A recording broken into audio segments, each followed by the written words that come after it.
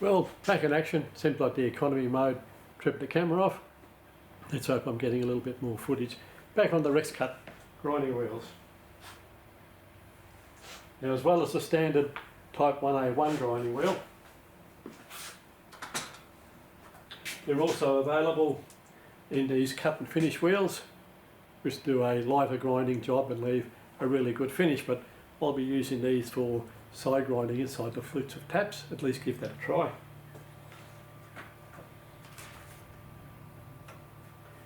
Now, another wheel I'll be using for a similar purpose is another Blue Shark wheel, and this is an all-in-one. You can cut with it, you can grind with it, you can sand with it, and I do that by mixing the grain through the different levels of the wheel. But once again, I'll be using the face of it, a bit like a motorbike clutch there, for grinding inside flutes or other areas, where you'd use a dish wheel, but obviously being a lot thinner. I might even try using it for getting in behind the teeth on annular cutters. I think it could do a fairly good job there. But once again, a non-tool room wheel.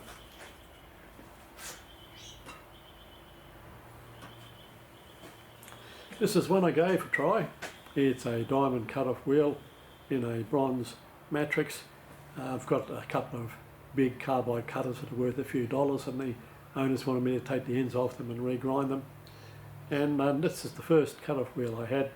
It cut well for about 2 minutes and then just decided to give it away. As there's no abrasive product in the carbide end mill, there was nothing to grind the bronze matrix back and produce new cutting edges. And as a result, it just became a bit of bronze wheel whizzing around and doing no work. So probably still very good for masonry once it's stressed back again, but no good on the carbide. I have picked up some of these in purchasing. They're the cut everything wheel, 1,000 plus cuts, supposedly diamond, electroplated onto the wheel. I don't know whether it is true diamond or whether it's CBN, but we'll give it a go. I believe that there is noisy as hell, being on a steel backing, and the steel is a bit like a loudspeaker, so it will squawk like hell. Now, a few other things that I did pick up in the transition. Found a number of these stashed away, 150mm electroplated diamond cut-off wheels. I'd forgotten all about these, so I'll try them on those carbide cutters. And I also have a pretty good selection of used but still very good condition diamond wheels, so I can do a little bit more carbide grinding at no expense to me. One thing I did find cleaning up the tool and cutter grinders, I had 3 DS1 dressing sticks all within a square metre. There was just that much cluttered crap on the bench you couldn't see them, but just, I now have 3 and I'll keep them together. Okay, I'll clear a bit of the bench space and zoom in for a bit of a talk there. G'day there, back into it again. A few more words on grinding wheels, and if you've got any interest at all in tool room grinding, I'll show you a few that I think are godsends, and they give you the information as it should be. First one up, Tool Room Grinding by the Norton Abrasive Wheel Company. That has all the information on the structure of grinding wheels, the different types of grains, the different bonds, what the all-important structure number means. Hasn't been in print for quite a while, but you can pick it up on eBay if you have a hunt around.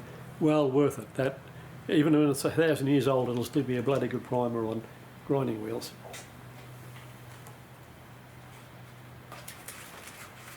If you can't get that wheel, that book, equally as good, Tool Room Grinding by the Carborundum Company.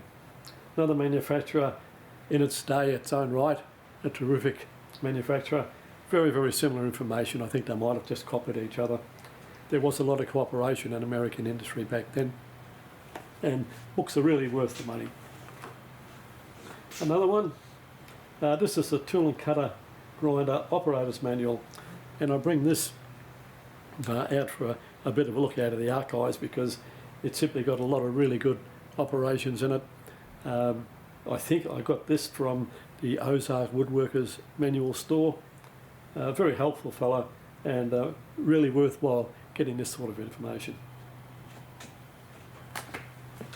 And I'll zoom you in a little closer. Oh no, that should be enough. That's the end of my large tape machine drill grinding attachment with the setting plate that's on the end at the moment. That's this fellow here. It'll grind from 22 out to 40mm drills. And the setting plate on the table is for 12 to 22mm, and that wasn't on the attachment when I packed it.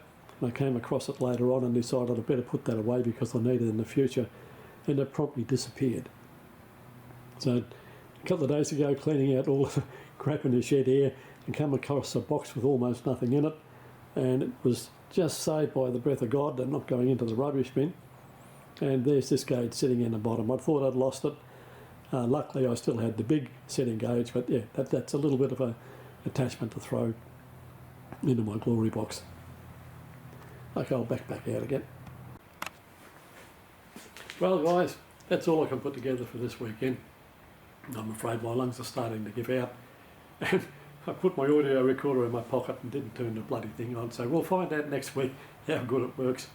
I hope they have 3-phase on during the week sometime, and a bit more energy to hop in and do something. Okay, please like and subscribe if you haven't already, and I'll see you next time around.